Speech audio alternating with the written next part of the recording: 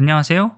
업무의 잔머리 잔마왕입니다. 오늘은 블루프리즘의 전문가가 전문가답게 일할 수 있는 프로세스 스튜디오와 오브젝트 스튜디오, 그 분업의 원리에 대해서 알아보도록 하겠습니다. 지난번 영상에서 성공적인 RPA를 구축하기 위해서는 업무 전문가와 IT 전문가, 이 두 전문가의 협업이 필요하다라고 말씀을 드렸고요. 협업을 하는데 큰 도움을 주는 블루프리즘의 제안, 분업 툴로 프로세스 스튜디오, 오브젝트 스튜디오, 그리고 캡처라는 툴을 제공한다라고 말씀을 드렸습니다. 오늘 좀 더 자세히 살펴볼 내용은요. 이 분업에 특화되어 있는 프로세스 스튜디오와 오브젝트 스튜디오에 대한 내용입니다. RPA를 이용을 해서 어떤 업무 자동화를 한다라고 하면요. 가장 먼저 개입해야 되는 것은 업무 전문가입니다. 그래서 업무 전문가가 어떤 일을 자동화하고 싶다라는 것을 먼저 정의를 해줘야 되고요. 그 자동화를 위한 일에 IT 전문가가 필요한 개체들을 어떤 식으로 오브젝트로 구성을 해서 잘 사용할 수 있게 하느냐라는 거에 대한 것을 판단하게 해주는 과정이 필요합니다. 이런 식의 오브젝트가 구성이 되고 나면은 다시 업무 전문가는 그 오브젝트들을 이용을 해서 우리 실질적인 업무에 맞는 방식으로 워크플로우를 짜고 로봇이 직접 자동으로 일을 할 수 있게 구성을 하는 이와 같은 3단계로 업무가 진행된다라고 볼 수 있겠습니다. 우리 롤의 라인전의 개념으로 돌아와 보겠습니다. 업무 전문가, 여기서는 롤을 하는 플레이어 입장이라고 생각을 해볼게요. 지금 내가 사용하는 이 캐릭터는 공격을 할 수 있는 요소 또는 도망을 가거나 여러 가지 선택을 할 수 있는 요소가 있는데 그 중에 공격에 대한 부분을 생각을 해봤을 때 어디를 공격하느냐를 선택할 수 있는 그룹을 좀 지어줄 필요가 있습니다. 타워라는 개체, 상대편 영웅이라는 개체, 그리고 상대편 미니언이라는 개체, 세 가지 형태의 그룹을 만들어 볼 수가 있고요. 그 세 가지 형태로 그룹을 지으면은 우리는 앞으로 전략을 어떤 식으로든 짜서 내가 롤을 플레이를 할 때 나의 전략과 연결 지을 수 있겠다라는 것을 판단할 수가 있습니다. 어떨 때 나는 타워를 공격하고 어떨 때 나는 상대 영웅을 공격하고 어떨 때 나는 미니언을 공격하겠다라는 거에 대한 로직은 앞으로 더 구성을 하면 되겠지만 그와 같은 전략이 잘 짜여진다라고 하더라도 나의 컴퓨터가 나 대신 이 일을 정확하게 수행을 잘 하게 하기 위해서는 이것이 미니언인지 이것이 상대편 영웅인지 이것이 타워인지에 대한 것을 잘 알고 있어야지만 그 다음 동작을 할 수 있을 것입니다. 업무 전문가는 직접 자신이 일을 할 때는 이것이 미니언이다, 이것이 영웅이다, 이것이 타워이다 라는 것을 알고 있지만요. 컴퓨터가 어떻게 이것을 구분하고 인식할 수 있게 하느냐라는 부분에 대해서는 잘 모릅니다. 이 영역은 IT 전문가의 힘을 빌려야 됩니다. 우리는 이렇게 그룹을 지어줬다. 타워, 상대 영웅, 미니언. 그러니 이 세 개의 다른 그룹에 대해서 컴퓨터가 어떻게 인식을 하게 할지에 대한 것을 고민해 주세요 라고 던지면 그것을 IT 전문가가 받아서 이와 같은 특징을 가지는 요 개체들은 미니언들이고 저와 같은 특징을 가지는 개체들은 상대 영웅이고 저것은 타워다 라는 것을 그룹핑을 만들어서 오브젝트로 만들어주는 거죠. 그럼 그 개체를 만들어주면은 그 다음엔 다시 이와 같이 만들어진 오브젝트에 대한 내용을 업무 전문가에게 되돌려줍니다. 그럼 업무 전문가는 이 내용을 받아서 이제야말로 진짜 내가 하고자 하는 일을 하는 거죠. 누굴 먼저 때릴지, 어떤 조건일 때 어떤 일을 먼저 수행할지에 대한 것을 그때부터 나의 논리 구조에 맞춰서 로직을 짠다라고 보시면 되겠습니다. 6개의 이미지가 모두 미니언이라는 걸 알 수가 있어요. 근데 우리가 사람이 인식을 할 때는 이미지로 인식을 하는 경우가 많은데 컴퓨터의 경우에는 이미지로 인식하는 것이 썩 좋은 방법은 아닙니다. 어떤 움직임을 취하고 있는지, 그리고 이 미니언이 어떤 각도에서 보여지고 있는지, 그리고 줌인 줌아웃이 어느 만큼 확대 축소가 됐는지에 따라서 이미지로 인식을 하게 되면 모두 다른 개체로 인식을 해서 미니언으로 제대로 인식을 못하는 경우가 많습니다. 그렇기 때문에 결국 이 개체가 어떤 것인지를 찾아서 인식시켜주는 것이 굉장히 안정적이고 좋기는 한데요. 이게 사실 그렇게 쉽지는 않습니다. 그렇기 때문에 이와 같은 영역은 IT 전문가에게 오브젝트를 정확하게 잡아주는 오브젝트 스튜디오를 통한 업무 영역을 나누어서 전달해 주는 것. 그것이 꼭 필요한 과정이라고 볼 수 있겠습니다.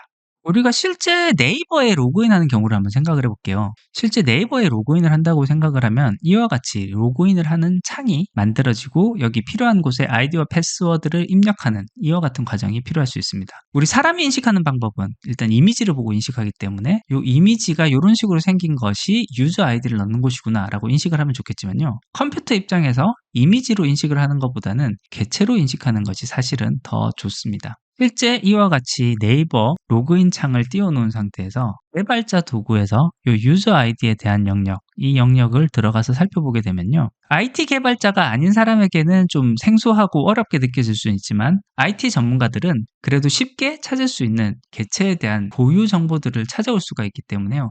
이와 같은 객체를 활용을 하게 되면 브라우저의 해상도가 커지거나 작아지거나 또는 이 안에 있는 내부 디자인이 살짝 바뀌는 경우, 언어가 바뀌는 경우에도 상관없이 정확하게 객체명을 찾아갈 수가 있기 때문에 미니언을 정확하게 인식 못할 수 있는 그런 케이스는 피할 수 있다는 거, 그렇게 알아주면 좋겠습니다. 자, 그래서 이와 같은 형태로 IT 전문가를 통해서 오브젝트에 대한 연결이 정확하게 되고 나면요. 객체를 인식하고 쪼개어진 업무에 대해서, 단위 업무에 대해서 실행하는 것은 IT 전문가에게 맡겨주고 우리 업무 전문가, 도메인 전문가는 그보다 더 중요한 정말 실질적인 업무에 활용될 수 있는 전략을 짜는 데 더 집중을 하면 좋겠습니다. 이 그룹에 따라서 이미 IT 엔지니어들이 다 정확하게 객체 연결을 해놨다면요. 언제 어떤 상황에서 나는 누구를 때릴 것이며 언제 어떤 상황에서는 나는 도망을 갈 것인지 등에 대한 것의 전략을 정확하게 짜서 내가 직접 하지 않더라도 컴퓨터가 자동으로 할 수 있게끔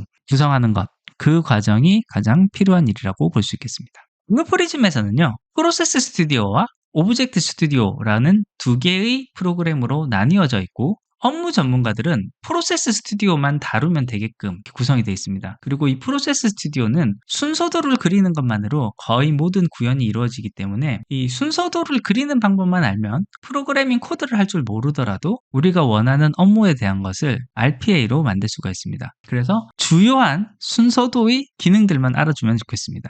순서도의 구성 요소 중 가장 중요한 5가지 요소는 여기 있는 이 5가지, 시작과 끝, 작업, 분기, 데이터, 프로세스라고 봐주시면 좋겠습니다. 기본적으로 모든 순서도는 시작에서 시작해서 끝으로 끝나는, 요 화살표 방향으로 업무가 진행되는 것으로 끝나는 것, 요 자체가 가장 단순한 형태의 완결된 순서도라고 보시면 좋겠고요. 이제 필요한 작업들에 대한 내용들이, 상세한 내용이 조금씩 더 보태어지는 형태로 순서도가 구성된다라고 보면 좋겠습니다. 직사각형으로 표시된 작업은 내가 컴퓨터에게 시켜야 되는 일에 대한 내용이 다 들어간다고 보면 좋겠고요. 평행사변형으로 되어 있는 데이터는 이 순서도의 바깥에 존재해서 어떤 데이터들을 주고받는 그런 데이터의 변수가 있다라는 의미로만 봐주시면 좋겠습니다. 오른쪽에 있는 순서도 같은 경우에는 데이터 1과 데이터 2를 더한 다음에 그 더한 값을 데이터 3에다가 집어넣는 작업을 해라 라는 것으로 작업을 모두 끝내는 간단한 형태의 명령어를 한번 구성해 본 순서도라고 보면 좋겠습니다. 그 다음 기본적으로 알아줘야 될 것은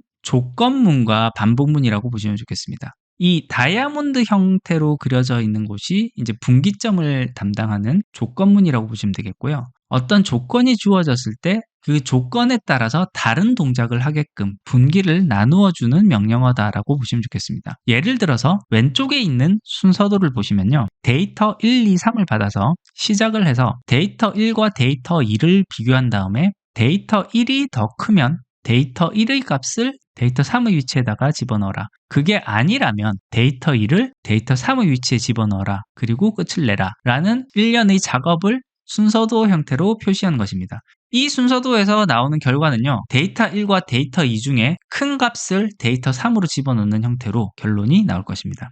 이와 같이 조건에 따라서 행동하는 동작을 분리시켜 놓는 것, 이것이 조건문이라고 보시면 좋겠고요. 그 다음 오른쪽에 있는 것은 반복문입니다. 그래서 어떤 조건이 될 때까지 동작을 반복하게 되는 개념인데 이 반복문도 앞서 보셨던 조건문을 응용해서 만들어집니다. 데이터 4칸에다가는 원래 자기의 값에다가 데이터 1의 값을 더한 값을 집어넣어라 라고 되어 있고요. 데이터 1은 원래 자기 값보다 1을 증가시켜라 라고 되어 있습니다. 데이터 3에는요. 내가 어떤 원하는 값이 있을 때 그 값과 데이터 1을 비교를 해서 데이터 1의 값이 데이터 3 값보다 클 경우에는 빠져나가고 그렇지 않을 경우에는 위에 있는 동작을 반복해라 라고 되어 있습니다. 여기에 만약에 D3에 100이라는 값이 들어가 있고요. D1에 처음에 1이라는 값이 들어있으면 이 순서도는 1부터 100까지의 값을 순차적으로 더해서 최종적으로는 1부터 100까지를 모두 더한 값을 데이터 4번 데이터에다가 값을 집어넣는 형태로 결론을 끄집어내는